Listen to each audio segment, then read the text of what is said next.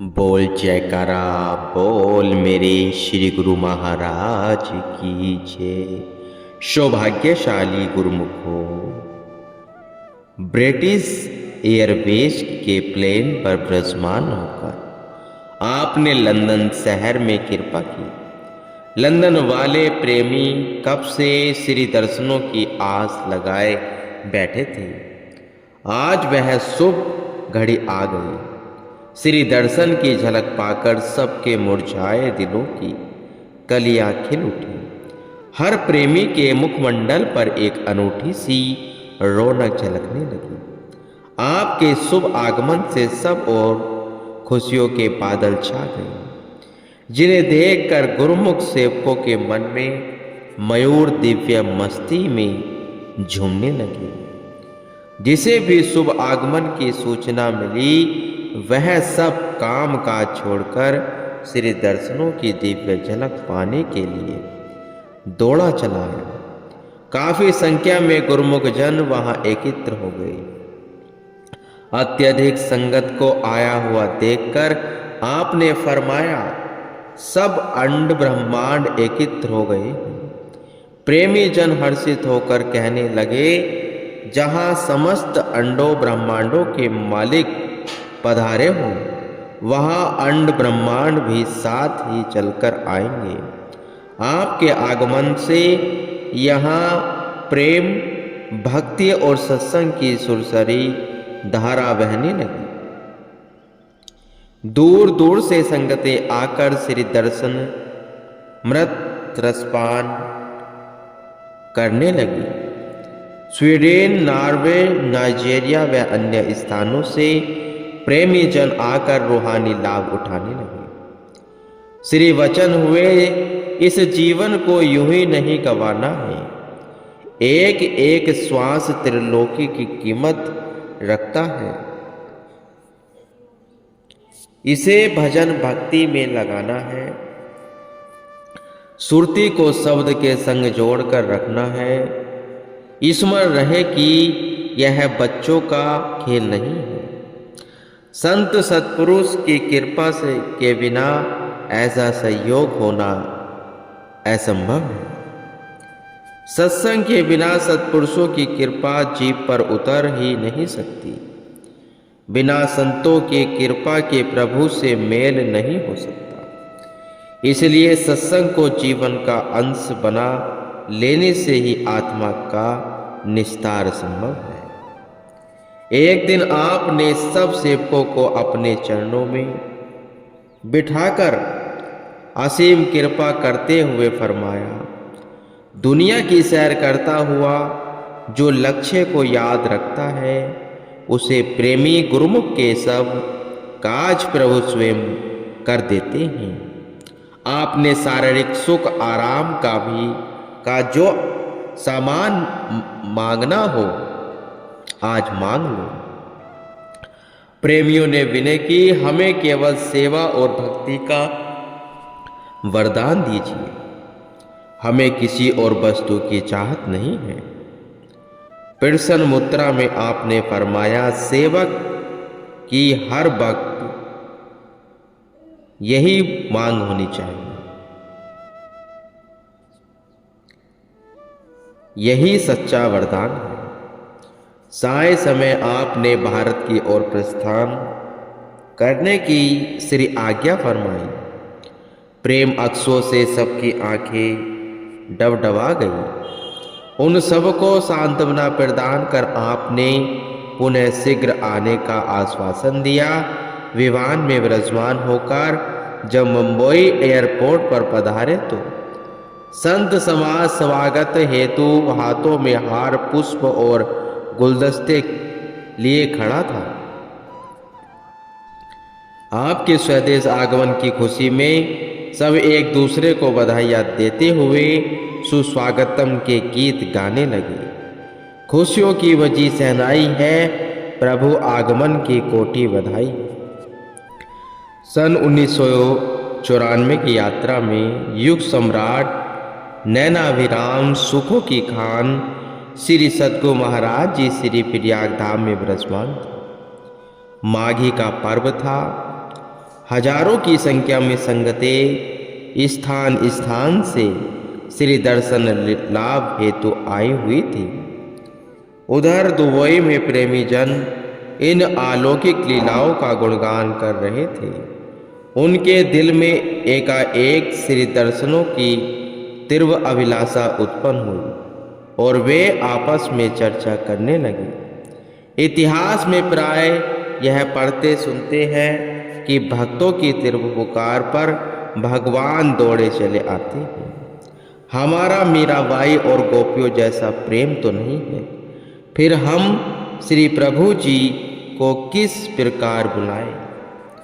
प्रेम की महिमा अद्भुत है। प्रेमियों के भाव अनुसार भगवान भी वैसे ही रचना रचा देते हैं। उन्हें प्रेमियों में से एक प्रेमी श्री दर्शन करने श्री प्रयाग धाम आया और उसने प्रेम से ओतप्रोत हो श्री चरणों में विनय की। दुबई की संगत श्री दर्शनों के लिए अति व्याकुल है। महाप्रभु जी वहाँ कृपा करें। आपने मुस्कुराते हुए फरमाया, हम तो तैयार बैठे हैं, लेकिन 2 दिन में ही वीजा लगवाओ। तो कार्य को अति कठिन जानते हुए उस प्रेमी की खुशियाँ का कोई ठिकाना न रहा।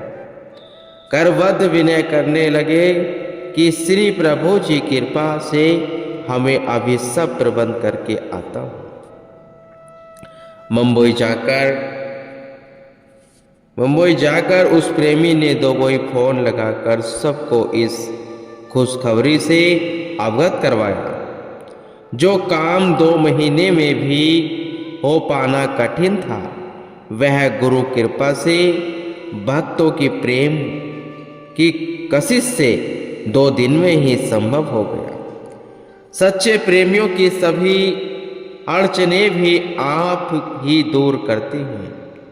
वीजा लग जाने के उपरांत माधी पर्व के बाद संत धाम यवत जाने की अपेक्षा आप 20 जनवरी को अचानक दुबई पहुंचे। प्रेम का कौतुक अद्भुत रचाया। पहुंचे दुबई, प्रेम मृत बरसाया। आपने दुबई पहुंचते ही पावन वचनों में फरमाया, श्री प्रयाग धाम में हजारों की संख्या में संगतों को छोड़कर हम यहाँ कैसे पहुंच गए हैं। यह हमें भी नहीं समझ आया कि इन वचनों को श्रवण कर सभी प्रेमी जोर जोर से जयकारे बुलाने लगे। आप नित्य प्रति उन्हें श्री वचनों की अमूल्य दास से सरसाने लगे। एक दिन श्री वचन हुए, जो इस संसार में आया है उसे एक ना एक दिन यहाँ से अवश्य जाना है। जब यहाँ से एक दिन चले ही जाना है, फिर मान किस बात का। फानी चीजों पर मान करना सरासर नादानी है। दुनिया की कोई भी वस्तु किसी के साथ नहीं जाती। साथ जाने वाला तो केवल प्रभु का नाम है। यह दात उसे मिलती है जो निष्भाव से कर्म करता है। यह सब ज्ञान सत्संगति में आने से मिलता है। आपके बड़े पुण्य कर्म है जो आपको सत्संगति मिल गई है। सत्संग में आने से और सत्पुरुषों के वचनों से ही जीव को सच्ची रोशनी मिलती है। सत्पुरुष ही जीव के सच्चे साथी हैं, जो जीव को वह सच्ची वस्तु बख्शते हैं जो अंत में जीव के साथ जाती है। इसलिए सत्संग में जितना भी प्रेम बढ़ाओगे, जीवन में उतनी ही सफलता पाओगे। श्री वचनों के अनमोल मोती पाकर प्रेमी जन धन्य हो उठे और दूसरे दिन आपने जीवन को आदर्श में बनाने का ढंग समझाते हुए फरमाया। भगवान श्री कृष्णचंद्र जी वर्णन करते हैं, जिस्म लेकर जो नहीं करते तरक्की जीनी हार, मुझसे गाफिल होके वो दुनिया में हो जाते हैं कमाल। हर इंसान जीवन में उन्नति चाहता है। अवनति किसी को प्रिय नहीं है, लेकिन उन्नति किसमें होनी चाहिए? दुनिया के सामानों में नहीं। यह पिछले कई जन्मों से माया में भटकता हुआ परेशान होता आया है। अनेकों जन्म पशु योनियों में रहकर अनंत दुख भोगता रहा। हर योनि में यह प्रार्थना करता था कि मुझे मनुष्य जन्म मिले और मैं प्रभु की भक्ति करूं। इसकी पुकार को सुनकर मालिक ने कृपा करके इसे यह अनमोल मनुष्य तन प्रदान किया है। देखा जाए यह पहली उन्नति है। इससे भी ऊंचा उठने के लिए महापुरुषों की सत्संगति का सहयोग बख्शा। संत इसे ज्ञान की रोशनी प्रदान कर हर पल आगाह करते हैं कि प्रभु भक्ति और नाम की कमाई करने से जीव प्रभु परमात्मा से एकाकार हो सकता है। आप गुरुमुखों के बड़े ऊंचे भाग्य हैं, जिन्हें घर बैठे ही ऐसा शुभ अवसर मिल गया है।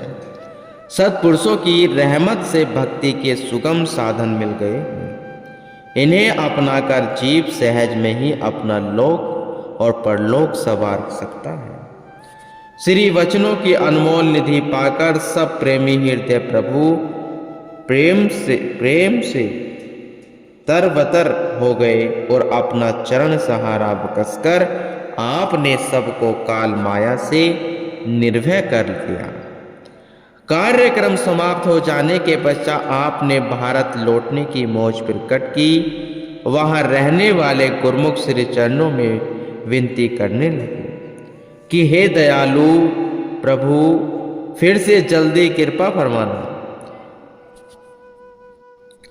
आप उन्हें अपना आशीर्वाद और भरपूर प्यार लुटाकर बंबई से होते हुए श्री प्रयाग धाम लौट आए। मार्च सन 1994 में दुबई के पश्चात पूर्व देशों में रहने वाले प्रेमी भक्तों ने श्री पावन चरण कमलों में उन्हें कृतार्थ करने के लिए प्रार्थना की। काफी समय से बिन दर्शन के वे रूहें बिना पानी की मछली की न्याय तड़प रही थी।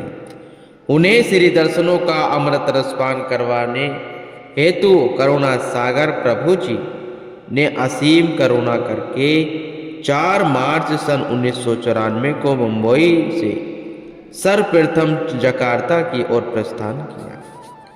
मुंबई में प्रेमियों ने श्री चरणों में दंडवत प्रणाम कर शुभकामनाएं अर्पित की।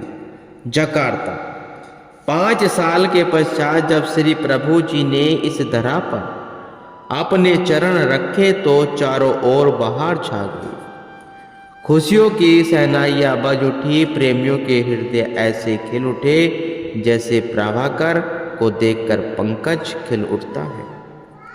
एयरपोर्ट से जब आश्रम पर कृपा की तो मोती मणियों से आरती के थाल सजाकर सबने श्री प्रभु जी का अभिनंदन किया, पुष्प मालाएं पहनाई और गुलदस्ते भेंट किए। श्री प्रभु जी द्वारा कुशलात पूछे जाने पर सभी एक स्वर में बोल उठे कि आज आपको पाकर हमने सारे जहां को पा लिया। पीड़सन मुद्रा में आप सब प्रेमियों पर अपना अथाह प्रेम बरसाते हुए उन्हें अपने वचनों द्वारा मालामाल करने लगे। श्री वचन हुए, किसी भी कार्य को करने के लिए यदि उसे मुखिया की निगरानी में किया जाए तो उसका परिणाम कई गुना अच्छा होता है। यदि मुखिया अपना कर्तव्य सुचारू रूप से नहीं निभाता तो उसे अपने कार्य में बहुत हानि उठानी पड़ती है। इसी प्रकार ही मानव तन भी सभी योनियों में प्रधान है, मुखिया है। यह विशेष कार्य को पूर्ण करने के लिए मिला।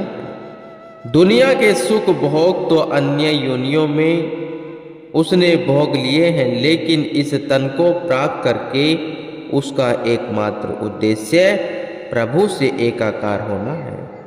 यदि यह काम नहीं किया तो फिर इसने अनमोल समय को कौड़ियों के बहाव बर्बाद कर दिया। सत्पुरुष ही जीव को सतमार्ग दर्शाते हैं और जन्मों से बिछड़ी हुई रूहों को अपने चरणों में ठोर देते हैं। मनुष्य तन को धारण करके सत्संगति अपनाना जरूरी है, क्योंकि इसके बिना जीव का काम नहीं बन सकता। यह मनुष्य तन हीरे के समान है, यदि इसकी परख न की तो यह जन्म निष्फल चला जाएगा। जैसे हीरे की कदर जौहरी को होती है, इसी प्रकार महापुरुष अपने वचनों द्वारा इस मनुष्य तन की कदर कीमत का ज्ञान बख्शते हैं। अपने सदुपदेशों द्वारा जीवों को चिताकर उनकी जीवात्मा का कल्याण करते हैं। श्री प्रभु जी की अमृतवाणी सुनकर सभी प्रेमियों के हृदय में ज्ञान का प्रकाश हो गया और सच्चे सुख का संचार होने लगा। जकार्ता में गुरुमुखों ने श्री चरणों में विनय की कि यह सत्संग भवन बहुत छोटा है, यहाँ श्री आनंदपुर का सुंदर आश्रम निर्माण किया जाए ताकि समस्त संगत को भरपूर रूहानी लाभ प्राप्त हो सके। श्री गुरु महाराज जी की कृपा से हम जी जान से सेवा करेंगे। भक्तों की इस प्रकार की उमंग वह उत्साह को देखकर आपने उन्हें स्वीकृति प्रदान कर दी। भक्तों को बिठाकर एक ट्रस्ट बनाया, फिर जमीन देखने का आदेश दिया। भूमि पसंद करके रजिस्ट्री करवा ली। भक्तों ने इस अनुकंपा के लिए श्री चरणों में आभार प्रकट किया और कोटि कोटि धन्यवाद किया। आश्रम के निर्माण का कार्य भक्तों के जिम्मे लगाकर फरमाया कि हम जल्दी ही आएंगे। भक्तों ने विनय की श्री प्रभु जी के आशीर्वाद से यह शीघ्र ही तैयार हो जाएगा। श्री वचन हुए, यह आश्रम ही आपका घर है, बाकी तो सब परदेश है। इस आश्रम में आकर जो नित्य ही श्री परमहंसों का दीदार करेगा, सुमरण वह पूजन करेगा, वह अपने मन में अपार शांति को पाए। जो निष्काम भाव से सेवा करता है, उसके मन में नाम दृढ़ होता चला आता जाता है। वह दुनिया के सब कार्य व्यवहार करता हुआ भी अंत में प्रभु के धाम में पहुंच जाता है। जो दृढ़ निश्चय होता है, कुदरत स्वयं उसकी सहायता करती है। प्रेमियों ने विनय कि आप ही हमारे कुदरत और भगवान हो। अपने आप को छिपाकर रखना तो आपका स्वभाव है। आप सकारत गुरुदेव हो, सब कुछ करना कारणवनहार हो। हम दीन दास तो केवल आपके चरणों की सेवा की याचना करते हैं। प्रसन्न मन से अपने सब प्रेमियों को अपने शुभ आशीर्वाद से निहाल कर दिया। एक दिन आपने एक भक्त जी की विनय पर उसकी फैक्ट्री में कृपा की। फैक्ट्री का निरीक्षण करके ऑफिस में पधारे। सामने दीवार पर एक आदमी की 10 भिन्न भिन्न अवस्थाओं को दर्शाता हुआ एक चित्र लगा हुआ था, जिसमें यह दर्शा गया था कि इंसान सब बिजनेस में कदम रखता है। आरंभिक चरण में वह कितना खुश होता है, लेकिन समय के साथ साथ परिस्थितियों में किस प्रकार परिवर्तन होता चला जाता है। जो इंसान बिजनेस में आगे बढ़ता है, उसकी चिंता भी बढ़ने लगती है। वह परेशान और अशांत रहने लगता है। चित्रों के माध्यम से इन 10 अलग अलग अवस्थाओं को दर्शाया गया था। अंत में चित्र में पागलपन दिखाया गया था। उस भक्त ने एक एक चित्र का वर्णन किया। महापुरुष तो हर वस्तु में छुपे गहन तत्व को उजागर कर उत्तम शिक्षा देते हैं। टेंशन वाली हालत को खुशी में बदल देते हैं। श्री वचन हुए, संत चरणदास जी की वाणी है। परमारथ में दुख मिटे, कलह कल्पना जाए, स्वार्थ माही सुख नहीं, तामे चित्त न लगाए। स्वार्थ में चिंता घनी, जो होवे करियो ग्रह, बिना आग की चिंता में जीवन जरिए दे। परमारथ अर्थात अपनी आत्मा व आनंद की प्राप्ति के लिए कार्य करने से सभी मानसिक दुख कलेश दूर हो जाते हैं। केवल अपने शारीरिक सुख भोगों की ओर ध्यान देने से सुख कदापि नहीं मिल सकता। इसलिए इनमें लिप्त नहीं रहना चाहिए। शारीरिक सुख ऐश्वर्य को बढ़ने से चिंताएं बढ़ती हैं। यह चिंता ऐसी चिंता है जिसमें बिना अग्नि के शरीर जलता रहता है। इन चिंताओं को सम्मुख रखोगे तो स्वाभाविक ही टेंशन बढ़ती जाएगी। इसकी जगह भक्तों के चित्र लगाओगे तो तुम्हारी जिंदगी में खुशियां भर जाएगी। जो भक्त होते हैं वे मालिक की भक्ति करते हैं। उनका ध्यान करने से तुम्हारे अंदर भी वैसा ही गुण प्रवेश कर जाएंगे और नित्य प्रति उनके दर्शन करने से विजनी सुख रूप हो जाएगा। मालिक का ध्यान और नाम हृदय में बस जाएगा। सुख प्रदान करने वाला प्रभु का नाम जो इस लोक में भी खुशियाँ प्रदान करता है और परलोक में भी सम्मान दिलाता है। विचारों की सकारात्मकता भरकर भक्तों को सच्ची खुशी बख्शकर आपने वहां से आगे सिंगापुर की ओर प्रस्थान दिया। गुरु